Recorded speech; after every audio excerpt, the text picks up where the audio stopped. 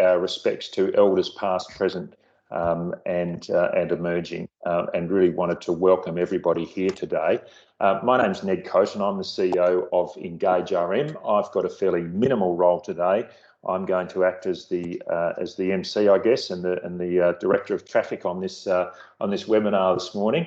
And we've got some guests who I'll introduce in just a moment.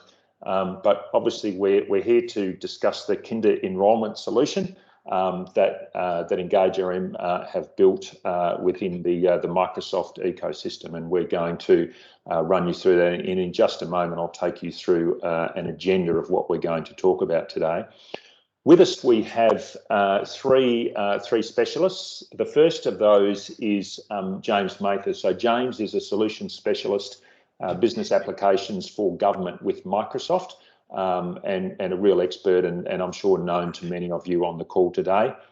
We also have Loretta Pepper. Loretta is an EngageRM client and the Central Enrolments Manager for Banyule City Council. And Loretta's been very kind to join us today and talk through some of her experiences with this platform.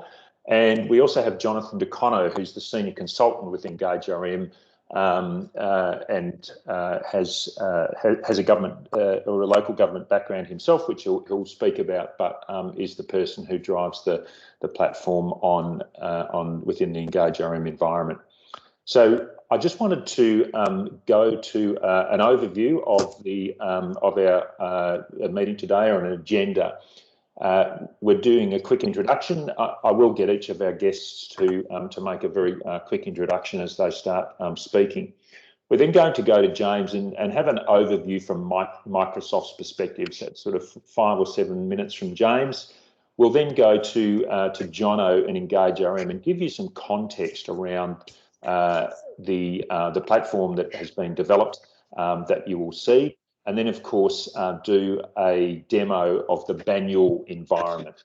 As I said, we've got Loretta here, and there'll be a Q&A with Loretta in order for her to, just give some insights, I guess.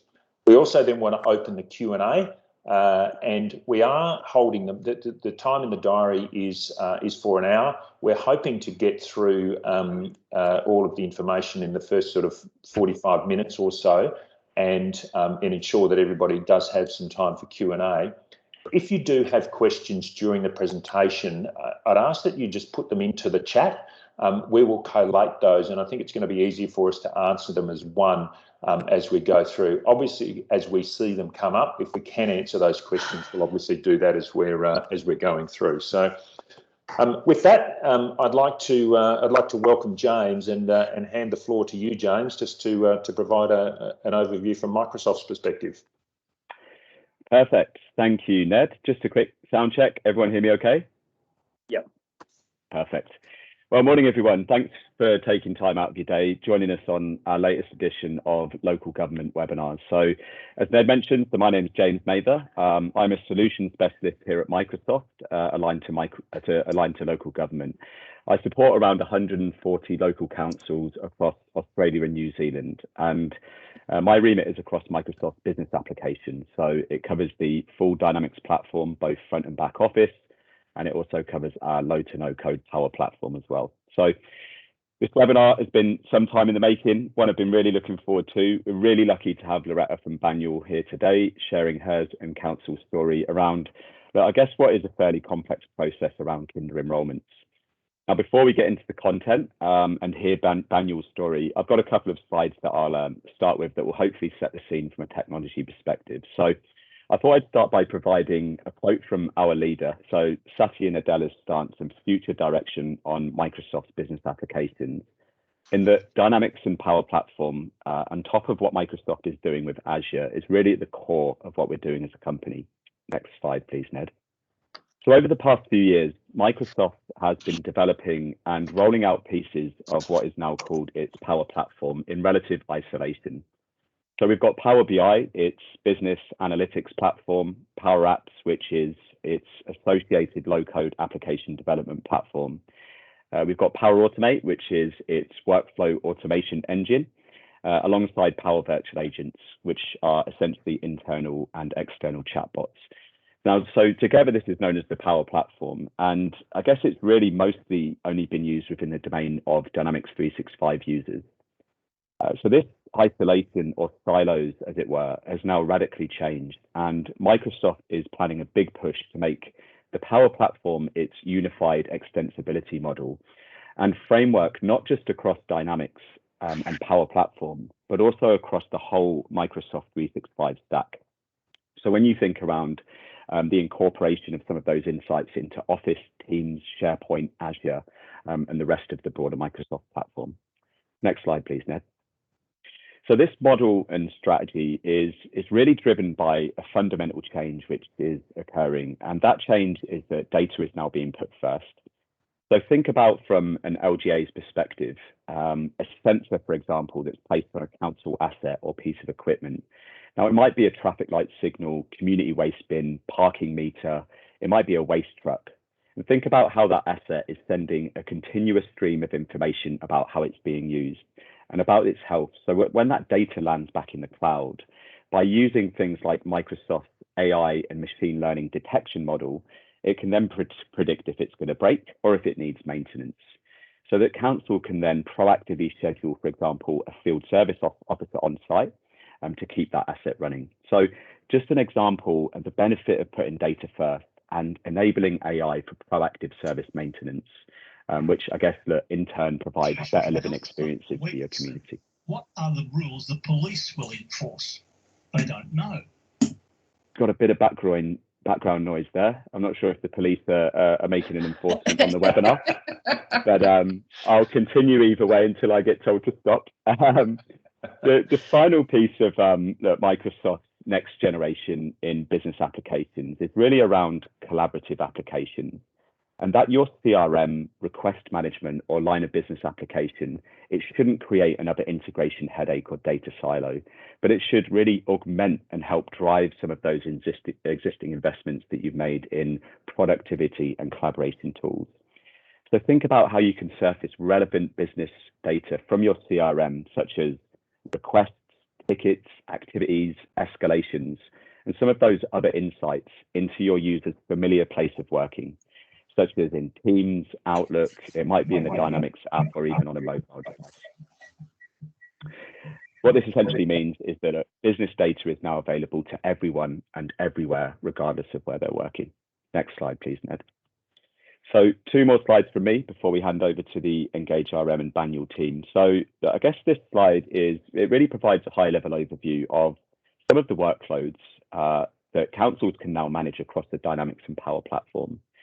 I guess the evaluation of core systems is a hot topic for many councils that we talk with. I think this is driven by a number of reasons based on the feedback that we hear. The first is some of the news that we've heard around existing vendors have notified of things like end of life for on-premise core systems. The second is, we've seen a big push to transform current operating models within council, and that desire to provide more customer-centric service delivery, which is often hard to obtain when that amount of data silos and disparate systems are at play. Next slide, please, Ned. So when we zoom out slightly, I guess this slide really provides a high-level overview of the broader Microsoft platform that can really help LGAs with their digital transformation. With Dynamics and Power Platform really just being part of that picture, right? So it shows a more complete view of Microsoft's holistic, unified business platform across business applications, productivity, infrastructure, analytics, and integration services. There's a couple of clicks on this slide, Ned, to build the slide out, but I think that's enough from me. I'll hand over to the EngageRM team. Really looking forward to hearing from Loretta. Thanks again for being with us here today. Over to you. Thanks very much, James. That's an excellent overview and a really good entree into the next stage of the presentation. I wanted to introduce Jonathan Decono. Jonathan will give a quick overview of EngageRM and then go into a demonstration of the Banyule environment. And then, as per the agenda, we'll go to Loretta to do some Q&A. So, Jono, handing the floor over to you.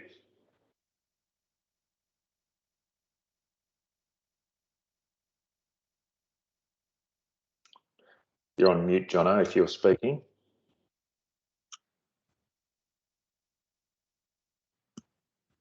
That is a fine. Apologies, everyone.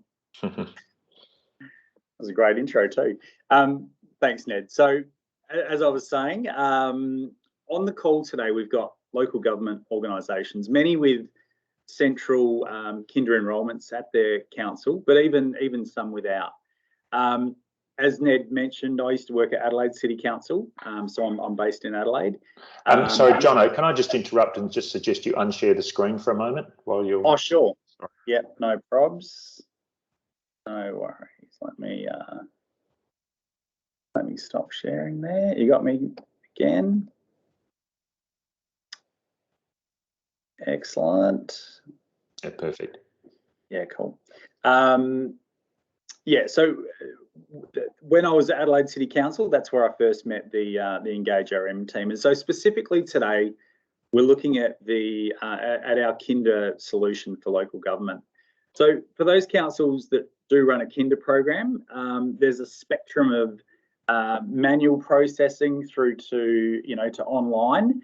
And the kinder solution that I want to show you today is largely online and automated. Some of the applicants, and Loretta can attest, some of the applicants are genuinely zero touch. They apply and some of them pay online. They're scored and prioritised automatically based on a number of factors, and they accept their offer online and head to the kinder on day one with their lunchbox packed. Obviously, others will call or email, and being a Microsoft product,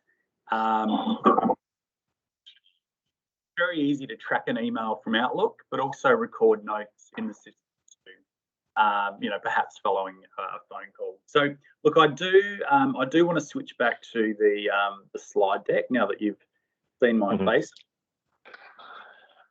Let me just share the screen there. And Ned, you can see the slides again? Yes, we can. Thanks, Jono.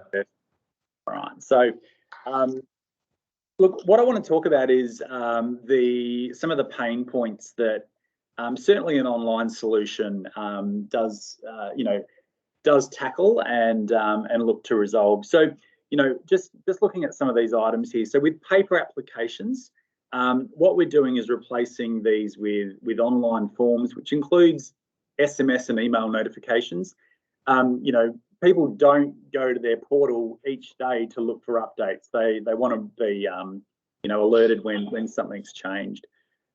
As well, paper applications, if they're coming in, need to be deciphered, rekeyed.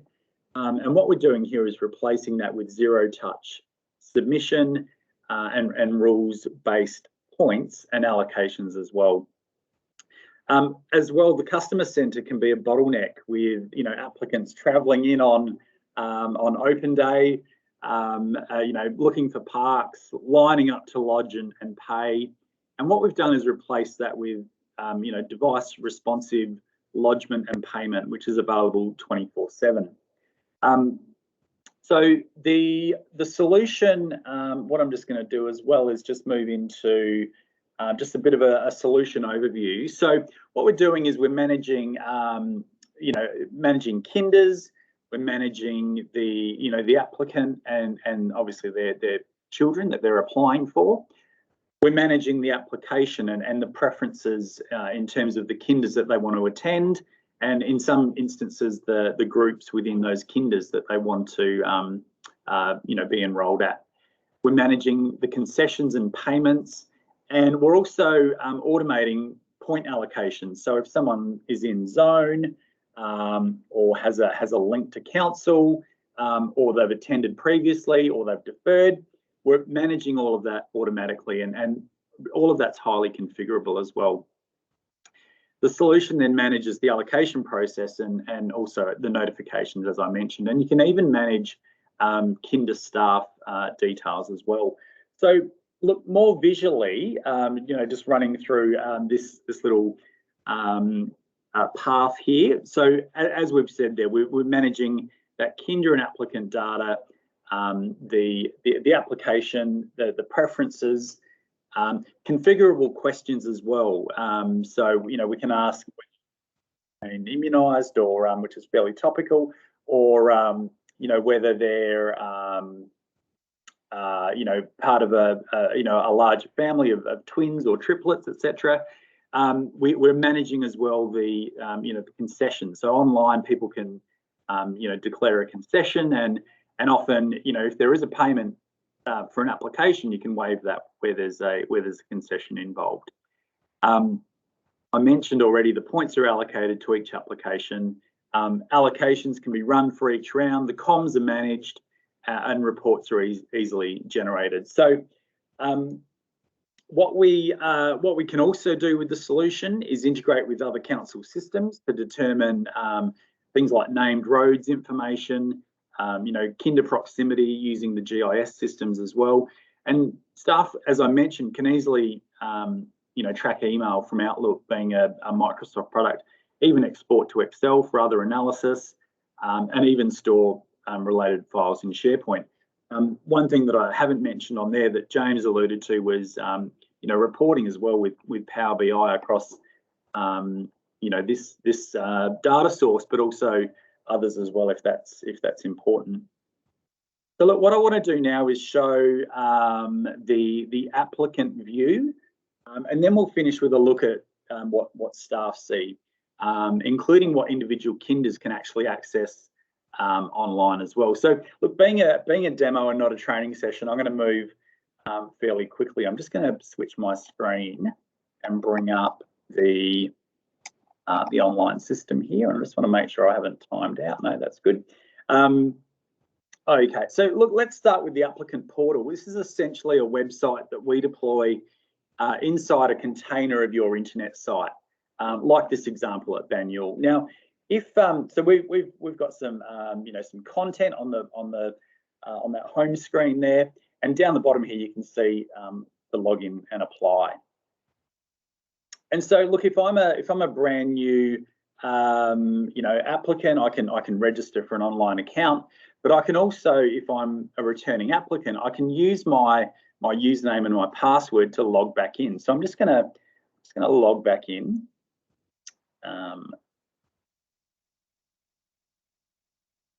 Rather than typing, because I am a terrible typist.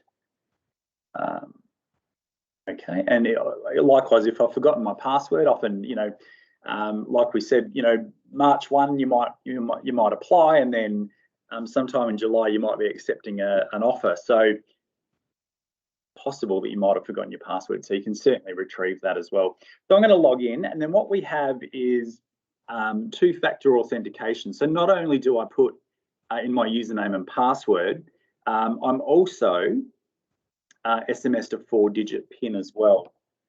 So we'll just let that load me in. I have had this screen sitting here for a little while, so it's and there's the I don't know if you can see my phone there, but I've received an SMS now, and a PIN number's been sent to me. So it's a one-time PIN, and I can log in. So once I've logged in, I can see all of my current and past applications, and also a menu of actions. I can update details and statuses. When my healthcare card's about to expire, I receive an SMS as well, 7 days out, to say that needs to be updated. I can change my change year of entry for an application. I can change my password and withdraw at any time. And this list is configurable in that we can hide and show options for each council. I'm going to step through this is an existing application. You can see that I've you know, preferenced 3 kinders here, and within the Banyule environment, they actually manage 2 kinders and operate 2 of the kinders. And so within those 2 kinders, I'm actually able to also preference some groups as well, and we'll speak a bit more about that in a moment. Look, I'm going to create a new application. I'm going to come back to this existing one a bit later. Let's just step through some of the screens here. So I've already identified myself, but what I do want to demonstrate, and what I can do as well, is add a secondary guardian to the application as well. I am going to continue. I do want to demonstrate the relationship or the integration with the Banyule named roads as well, and properties. So look, what I need to do first of all is I'll just put in a new child of mine. That is not how you spell my surname, but I'm doing that to build up a list of applications in the database. I don't have a preferred name for Tim. Tim is a male, and I'm going to choose a date of birth. So I'm just going to grab 2018. Actually, I'll use the pickers here. Let's go back to 2018. Come into April, and we'll pick the 9th. That's fine. So we've got a question here. Does your child live in Banyule? So I do. I'm the applicant, but it's just a confirmation as the child is in Banyule. Now, I am going to tick addresses the same as my guardian, but I just want to mention that we've got the list of suburbs from the named roads and properties register of Banyule. So if I choose Ivanhoe, and then what we've got as well is the list of streets, the list of properties as well. So all of that's, all of that rateable property information is brought in as well. I am going to choose address same as primary guardian to progress through that screen. Oh, there we go. That's fantastic. Let's come back in. That's not part of the demo. Of course, that didn't happen in all of my other times there. Let's just check my other screen. Oh yeah, that one's, so what's happened there is I had another tab opened and that's timed out. So that's, let's come back to that feature. Let's log back in. So I'll get a new PIN number. There it is there. So that's the triple. I've left my my screen on the wrong slides. I've spoken while being muted as well. So we've done everything there, and I've timed out as well. So let's add my child back in. Let's add Tim back in.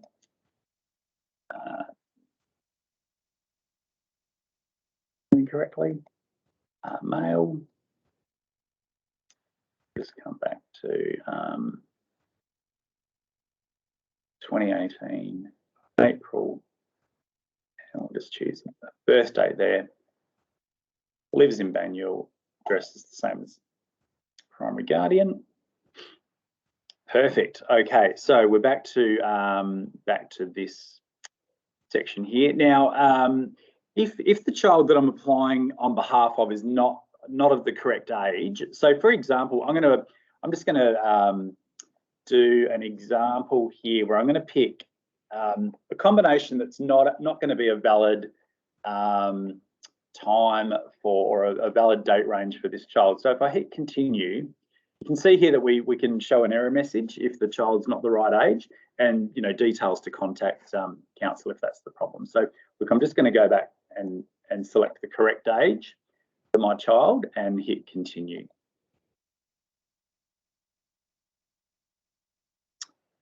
Okay, so the next screen that I see is I'm able to see the list of kinders that I can choose from, and we'll just let that row there. Yep. So what I can do with each of these is click on the little information icon. I can see contact details. I can visit the website of that particular kinder. You can see Audrey Brooks there.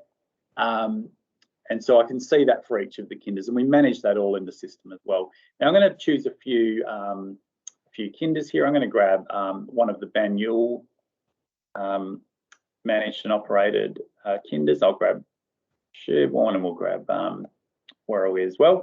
What I can do then, if I just want to have a think about that and maybe move one of the kinders, so I can reorder those as well.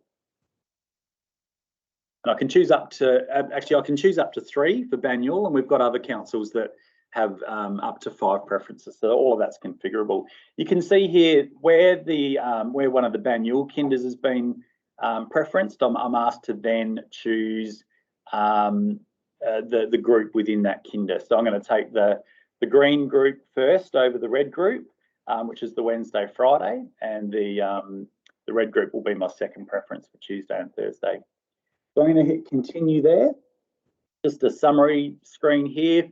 Once I click continue, and actually what I might do I wasn't going to do this, but I am going to flick over to the back end just for a quick moment, because at this moment here, that's the moment that an application is now being created for Tim. So let me just jump over. Jono, while you're doing that, there's been a couple of questions popping up, and one of the relevant ones to talk about right now might be from Sam, who's asking, is this side of it, as in the customer-facing side of it, all Power Portals out of the box, or has it been customised with additional code and extensions? Do you want to just touch on that briefly while you're going through this? Yeah, sure. So we haven't used Power Portals. We built the website, but it's really I guess the concept there is it's easily deployable to it's basically a solution. The portal's a solution which we can deploy, and then we skin that with your with each of the councils branding. So maybe just to add context to that, Sam, it's we have EngageRM is a Microsoft ISV or independent software vendor. So we take the Microsoft environment that James outlined and build capability on top of that, which is what you're seeing. So this is the EngageRM platform that has been built and that would be deployed, but as Jono said, is configurable to your to your own environment. Yeah, you can see that Tim's application has been registered. It's got an ID, etc. So look, what I'm going to do, and it's at the moment it's in payment pending stage. That just means it's been partially completed. So I'm going to head back to the portal. The next part of the application is then the configurable questionnaire. So basically, there's no limit to the type of questions that can be asked in this screen here. So the Banyule example is, around multiple births in the family. Does the child identify as Aboriginal or Torres Strait Islander? Any special needs? So with the questions as well, if you were to click no here, we wouldn't show that more detail field. So if I click on yes, I can put in here whatever the needs are for the child. Again, do both parents have parental responsibility? And we can pop up questions around court orders, which might then need to be presented at the agenda, and one around immunisation as well. So if I click on yes, I get some information. If I click on no, I get a much larger no jab, no play pop up there as well. So let's continue through. And the next screen that we get is based around concessions. So this is, I guess, determining whether the application will be charged or a fee waived. So we'll just move through to concessions here. So if I was to choose none, I can then pay an application fee through Australia Post's Secure Pay credit card payment gateway. So we use Secure Pay on the as the payment gateway. But if I'm going to put in a healthcare card here, I'm just going to pop in some details. And as I said, if that healthcare card, when its expiry is 7 days away, we send out an SMS as well. So let's just pop in a start and an end date here and continue through. So yeah, at that point there, I won't be asked to pay, but I will be asked to confirm that everything I've included there is true and correct. And so we'll just wait for that to come through. So there we go. I've read and understood the terms and conditions. If I needed to pay, that would have been displayed here, and I would have been able to put in credit card details. So I'm going to submit that.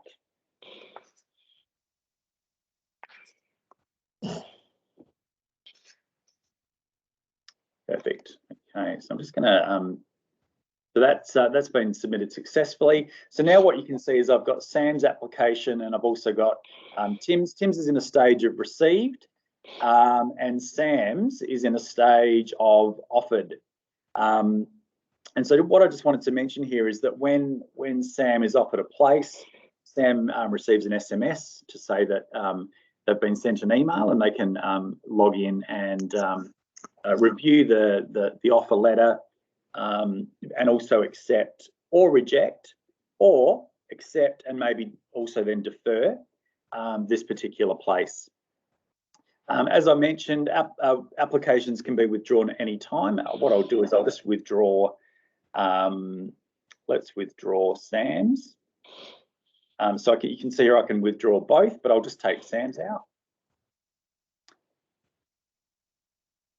And applicants that don't receive an offer are added to the wait list, and they'll receive an email which describes their next steps. So look, I'll just quickly show you what staff see. So let's come out of the portal. So you can see here received applications. Now, actually, I'll just refresh that so that we go from payment pending to received there for Tim, and you can see that Sam's has been withdrawn. So that portal, anything that we do is connected directly to the CRM, and you can see that that's a very immediate update of that data. So these applications, by the way, can be, if I just open up, let's open up this bottom one for one of my colleagues. The Early Start Kinder can be applied really easily, and this application can be cloned for the following year in terms of Early Start Kinder. So that's basically the click of a button. In fact, if I click on that, we do go through to a screen that just says, how many points for Early Start Kinder, submit the application, and that would create an application for the following year with the exact same details as the one that's just been received. I'm just going to come back to my list of applications. By the way, an accepted application can be easily repeated as well. So, middle of the year, there'll be, basically a communication back to the central enrolment around children that need to be considered for repeating. And likewise, deferred is a really either a step that applicants can do in their portal or even by staff as well. I'll just show you quickly Tim's application, which I just keyed in, and just sort of mention some of the elements that we entered into. But then you can see that from the back end. And then what I'll do is I'll show you some of the reports as well that brings all of this to to life. So you can see address information and details about the year of entry. We can see the preferences, the kinders that Tim or Tim's applicant, being me, that we've preferenced, and you can see that points have been allocated automatically because Tim's in zone. Okay. Likewise, if Tim was a high priority, that could also have a point applied to it as well. Excuse me. Early Start Kinders would have 60 points. So the idea is that Early Start Kinders or deferrals or high priorities or attended the kinder last year go to the top of the allocation list through those points that are automatically applied. In office use only, we then get some of the details around high priority, additional needs, and also the nature of those needs as well. I can add a note. So if Tim's if the applicant of Tim's application, which is me, if I call in, I might have let's put here receive. So we can add notes rather than adding them into a paper notebook or writing them down on your desk. We store these in the system, and then staff, especially if there's staff that are job sharing or even just to keep the notes in a central system, we want to do that as well, and so it's easy to refer back. So I'll just pop in some Latin there and add that note. So anyone can then, any of my colleagues can see that note as well. Answers to questions are also stored here. And by the way, just down the bottom here, I've got the questionnaire, and I can build that questionnaire up that displays on that page that asks, the questions around immunisation, etc. Okay, so then staff can also manage the kinders themselves. So all the contact details and websites. Staff can also access a portal on behalf of applicants who can't apply online. So if I was to click on my 3 dots here and say add application, that would open up the portal. Staff could actually key in that application exactly as if the applicant was doing that themselves, and do that on their behalf. Kinder terms is another really crucial part of the system. It determines, the start and the end of a kinder year. But we can also, if I just open up this kinder term, we can also configure the minimum age for 3 and 4-year-olds, and that's what fires those warning messages around someone being the incorrect age. You can also add products that have got price attached to them around, full price application fees as well. I'm going to switch now, because what I don't want to do is show allocation details from Banyule on screen. So I'm just going to switch back to the slide deck for a moment and just show a couple of on-screen reports around allocation and also some of the other reports that are available. And then we can switch over to Ned and Loretta for the Q&A. So this is just a screenshot of the kinder allocation. Now, you can see here what we've done is we've color-coded twins. So there's 2 people there from the same family. You can see here as well the allocation has produced an ordered list of applicants based on points. You can see here as well. We look at the separation between Fairy Hills and Grace Park.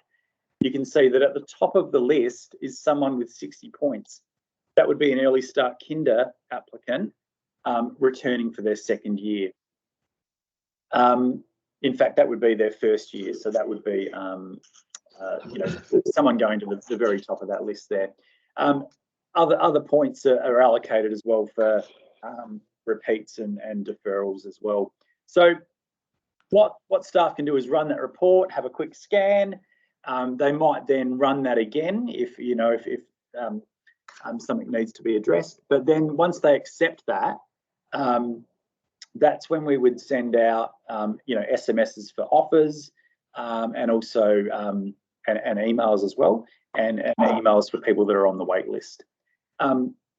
This is just an example as well of one of the reports that can be run. So this is showing children that are have been allocated to one of the kinders. It also shows the size of the wait list, other applications that have been received since the allocation as well. And these on-screen reports can be taken out to other Microsoft products and formats as well. Excel is a really good one for some of these reports. This is another another report that just talks about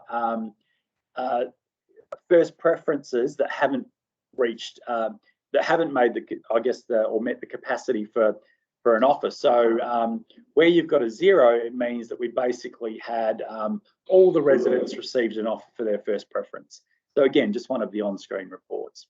A couple of others, again, a list for for each of the kinders around the makeup of their applicants and some of their demographic details as well.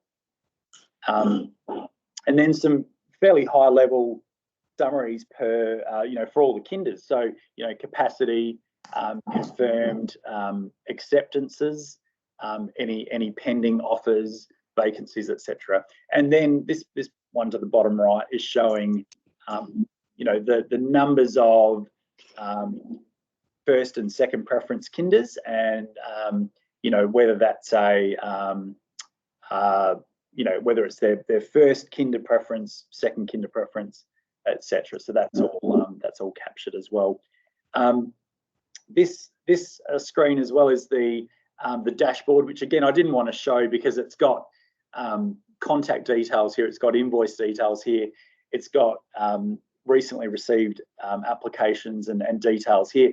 But I did want to show this this notifications area, which shows Banyule staff that there's been a healthcare card change on the portal, or that there's been some acceptances of offers as well on the portal. So really good way to see what's been occurring out on the portal.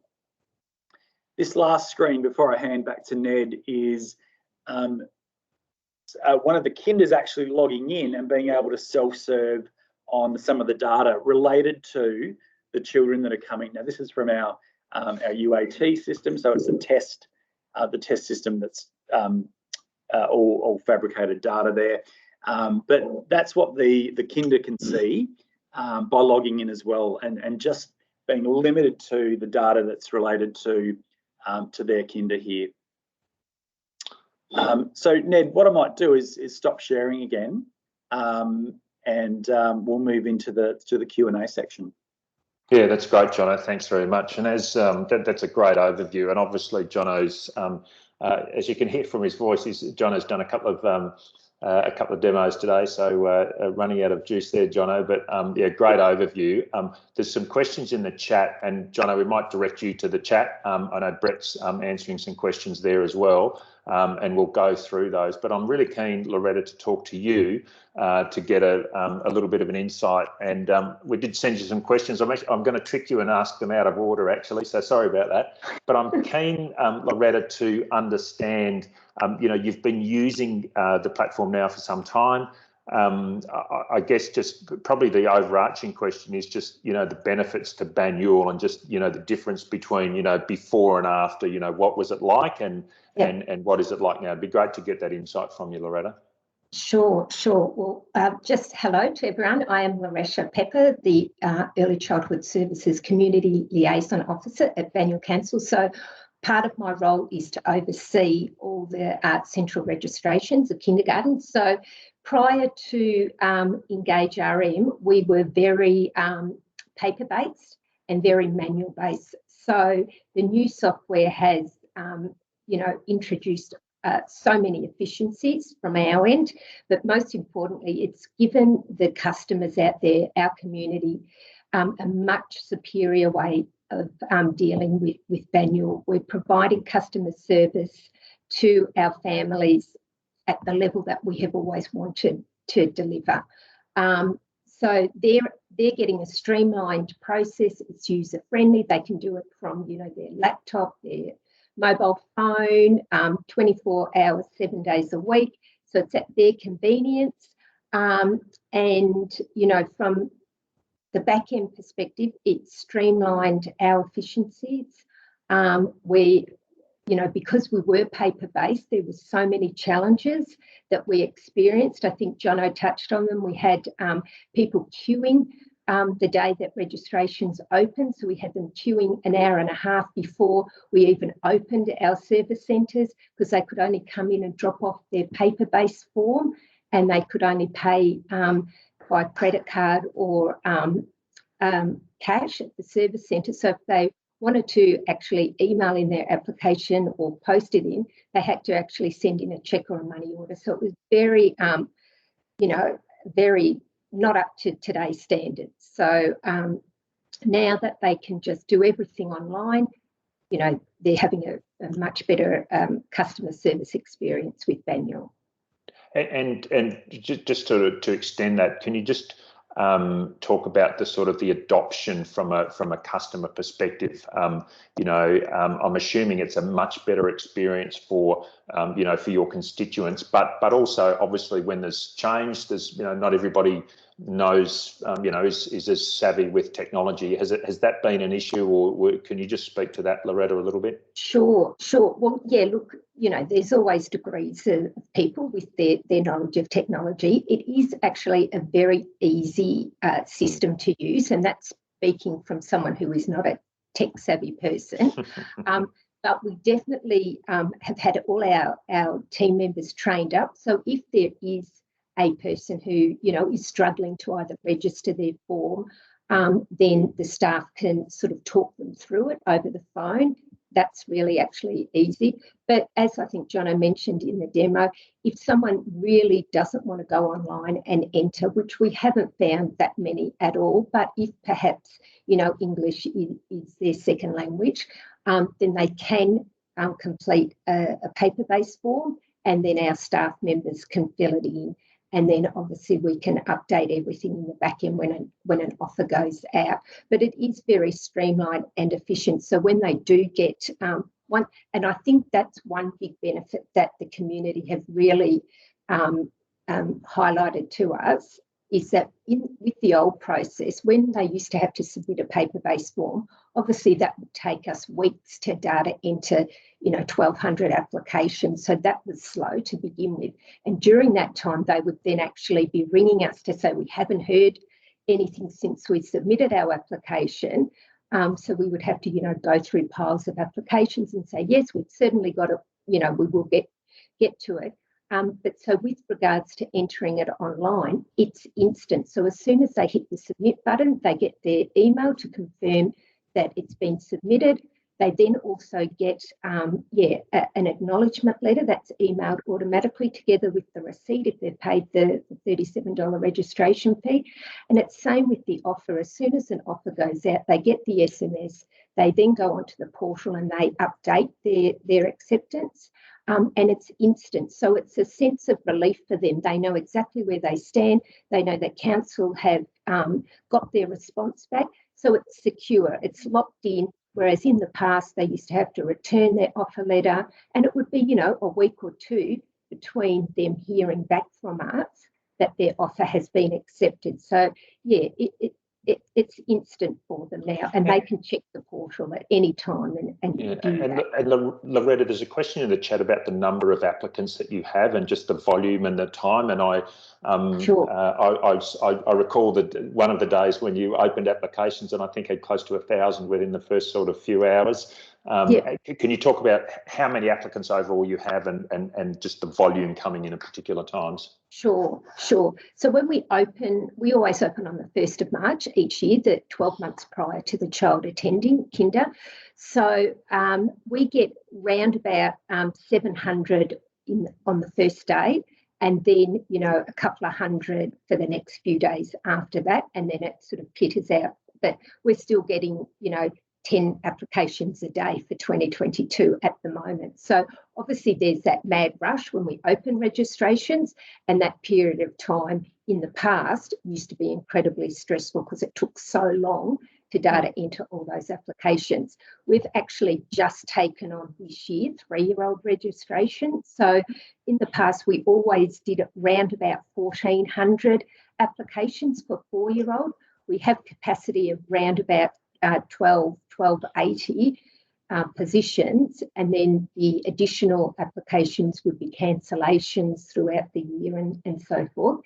So generally about 1,400 4-year-old applications, and currently we've got about 800 3-year-old registrations. So this is the very first time we've taken 3-year-old applications, and actually that's another benefit of this software, because we no longer have to data enter all those applications. Our kindergarten support officer, her role was always prior, based on the old process, 24 hours a week. We've now actually dropped that role down to 18 hours a week because of the saving in time on the data, data entering, even though we've now taken on an additional 700-800 3-year-old applications. So obviously in the peak times, we can top her hours up just to accommodate the peak times of offers and registration time. But for the rest of the year, her role has actually dropped down. And Loretta, a couple of questions. I might just touch on one. There's a question in the chat just about the admin tasks of sort of council versus vendor, and how much time's required to turn around of portal modifications or configuration. And so I'll briefly touch on this, I guess from the EngageRM perspective, and be good to get your commentary. But this is provided as a platform, and there's obviously a license cost with the platform, and then also the Microsoft products, and there's been some back and forth in the chat that answers some of those questions. We have configure the platform to your to your requirements at the start, and generally I think what we found is once that's occurred, there's not a lot of configuration needed from there. That is generally done, and again, it depends on the capability, I guess, within each of the organisations. We have, the platform does come with support, but obviously, if there's significant configuration requirements needed, that they would be booked in and done. And so it's a relatively quick turnaround. And I think generally, Loretta, that's certainly once we've done the configuration and had everything up and going, it's a pretty relatively easy process to manage from the council side. But you do have the backup of the Engage team there if needed. I don't know if there's any commentary you want to add around that. Yeah, look, we obviously saw the Engage package through Boroondara Council. So we actually went out and did a site visit with Boroondara, and they were very generous with their time showing us their software. And then obviously we approached other vendors, and we had quite a few demos, and we liked what obviously we saw that Engage offered. Once we awarded the works to Engage, we then worked with them, I would say quite intently, for probably 3 months to get the software to be Banyule compliant. So we made a number of tweaks to the system, as probably each council would need to do, because you all have slightly different rules and so forth. But that whole process was very easy. They were very accommodating, very flexible, great to work with, very responsive. And we had the test environment, and we did a lot of testing before we went live. And obviously once we did go live, we made everybody, all the parties involved. We had a great communications plan, so customer service, MCH, and then the wider community, just explaining what the new process was and how to go about it. That was sort of made the transition so much easier for everybody. And, as I said, having the staff all trained up, ready to go, to hit the ground running, to go live. Yeah, great, Loretta. And look, if anybody does want to ask a question instead of type it, please just raise your virtual hand, and I can get you into the chat. There's a couple of other. There's one question that has been asked, and Sharon, I'll come to you, just in regards to the integrations. And so our approach as a business is to look to ensure that integrations are part of the platform. In general, if it's an integration that we believe will be good for the sort of the broader community and the platform, that'll be something that we will do. If it's something that's a one-off or very specific to your own environment, then that would be a configurable addition to your own environment. There's a question, I think, from Sharon. Yeah, hi. My name's Shreen. I'm actually from Hume City Council. And we were sort of in the same position as you, Loretta, where we're accepting about 3,000 applications per year, and everything is quite a manual process. But what I wanted to ask you was, what system were you using to enter your data into when you got the manual paper application? And how did the data migration go from your old database to the new system? And how long did it take you? And did you have any issues with I guess, information not coming in, or did you have to do a lot of data cleansing before you did any of that stuff? Mm-hmm. We were on Expedite, and in terms of, so when we went live on the 1st of March 2020. So therefore, any child doing 4-year-old in 2019 that was going to repeat in 2020, they were the only children that we carried over to the new database. So that there was, I think by memory, there was about 120 of those children. So they got exported through, so we actually generated from Expedite an Excel spreadsheet of those repeating children, and we gave that to Engage, and then they were able to I don't know what the quite word is, to put those children into the actual Engage database. So that was actually, quite easy. And then obviously with the, all the children from previous years have remained in Expedite, and it's only viewer only now for that database for Banyule. Okay, so you still continue using Expedite to do past reporting and forecasting, because you need to access that data? Oh. No, we don't use Expedite at all. So we've been using Engage for the last 2 years now, but we just we are actually still in the process of exporting everything out of Expedite just so we have an actual record of all the previous transactions that have ever, all the children's records. Oh, good. Yeah, but no, we don't use Expedite anymore at all.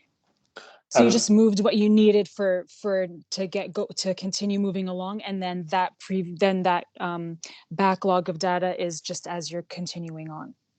That's right. Yes. Yeah. Okay. And how long did that take? The migration, was it quite long? Was it quite quick? Engage could probably answer that better, but no, we just supplied the Excel spreadsheet to them, and then it was in the database. So I don't think it's amazing. a big job, but they're probably better off answering that one. Yeah, it's just a click of the fingers, Loretta. That's how it works. I thought so. Yeah, I thought so. But relatively straightforward. I'm just going to go to one more question from Andrea. Hi, my name is Andrea. I'm from Knox Andrea, Council. sorry. That's all right. I'm from Knox Council. So I just want to understand. So what we saw was a registration process, not an enrolment process. Do you also do enrolments through this platform? So the registration is, DET talks about central registration and enrolment. So there are two very distinct things, in the lexicon. So this is a registration process. So you register your interest, and then the child is, allocated a place and offered a place and allocated. And as you say, then they need to start, kindergarten. For that, they need an enrolment form. Do you do the enrolment forms as well? Or is it just the registration? John, that's probably one for you. Yeah, well, it probably is a joint response, I think, from Loretta and I. Loretta, we do the registration, the offer, and that confirmation, but we don't enroll the child at the kinder. Is that correct?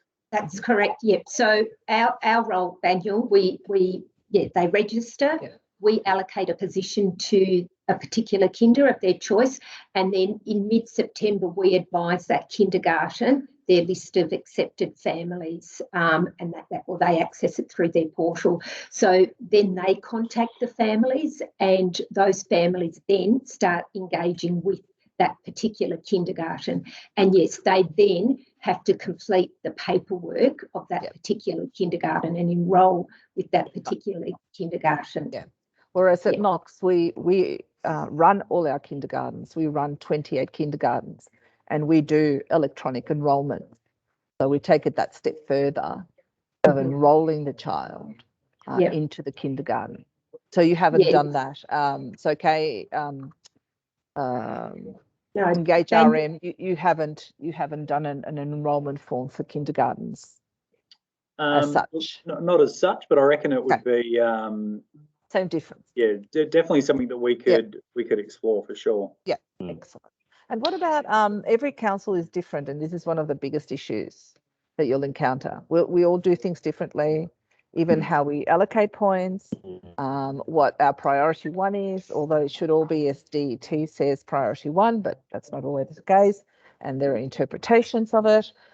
So how do you deal with all the, the different permutation of every different council to make sure that that it's a stable system?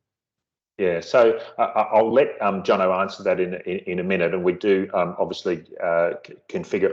I'm conscious of time, and we'll come back to the question. But there may be some people that need to leave, but we'll definitely come back. A couple of things that we'll do is we'll take all the questions in the chat and take those back with the full answers, so that everybody has all of those, and follow everyone up. I really want to thank James and Loretta, and of course you, Jono, for leaning in here, and for everybody for joining.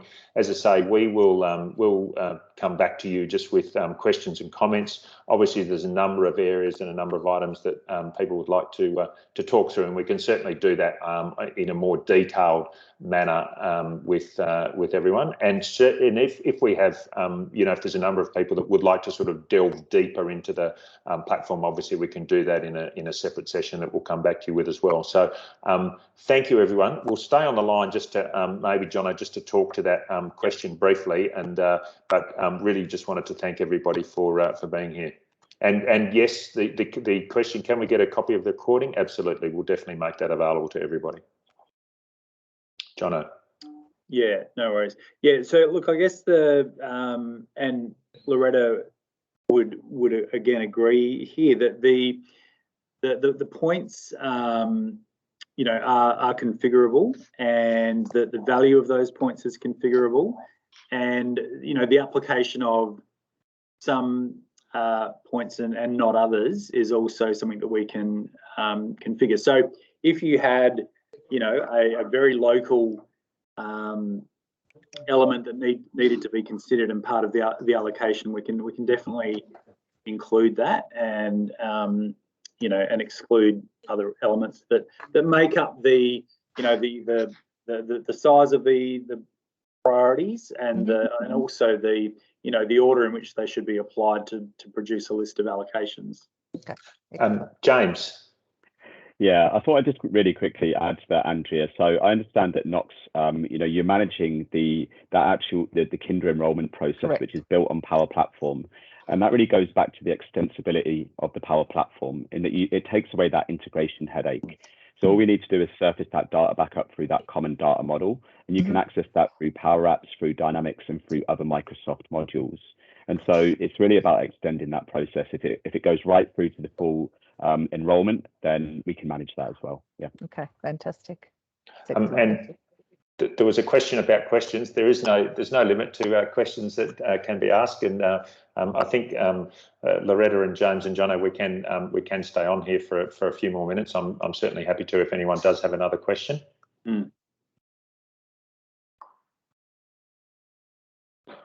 Okay. Well, that managed to keep to keep everybody silent. We have. There are a number of questions in the chat, and some of them have been answered. But just so that it's clear for everybody, I think Jono will just we'll pull those questions out and just and put that into a document and just circulate it with the recording for everybody, so that you have that. And we'll also, obviously you've got the contacts for James, for Jono, and our team at EngageRM, and of course Loretta. And it's been just really valuable, Loretta, to hear firsthand your understanding and how it's progressed. So look, with that, everybody, we'll close off this meeting. Thank you for joining. We will be back in touch with you, and please feel free to contact any of us with any questions. And thanks again for being part of today's webinar. Just very quickly, Ned, Donna, yes, there is invoicing capability, and Shelley, we haven't hit the limit yet on questions. So yes, there's no real limit, but I'm sure we could potentially hit one. But yeah, no, we'll circulate all the responses. Okay. Thanks, team. Thanks, everybody. Thank you. Thanks, everyone. Have a good day. Bye. Bye. Bye.